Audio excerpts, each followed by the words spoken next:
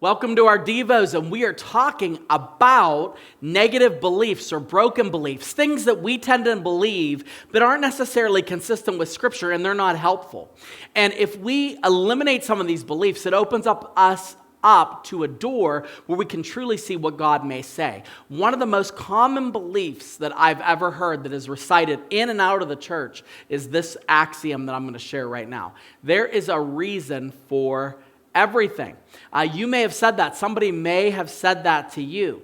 And I remember, saying this to people and having it said to me, there's a reason for everything. And what that does is when you go through something tragic, it causes you to go, okay, well, just a little bit of time, God's going to show me what the reason is for this. And, you look for those big situations that you've gone through in your life, and you want to mine out of the depths of the boulder of pain that you're in what the reason is. And you try to look for ways that you can find what that reason is. But really, I know it's a little bit of a subtle difference.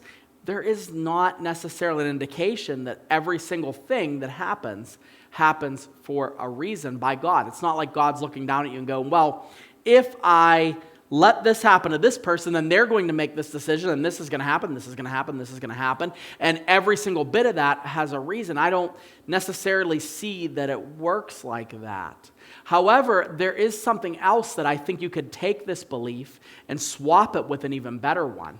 And the even better one is that there's purpose by God in everything, and that every single thing that happens in the life of someone who loves Jesus has love at the center, meaning that it's for God's love, that God permits things to happen and He knows that things are happening, and it's all done with love as the backdrop. It says in Romans chapter 8, verse 28, we know this, that in all things God works for the good of those who love Him, who have been called according to His purpose, for the good of those who love Him. So not everything has this tidied up reason, but every single thing in your life, God works for His good. Let me repeat that because it's worth repeating.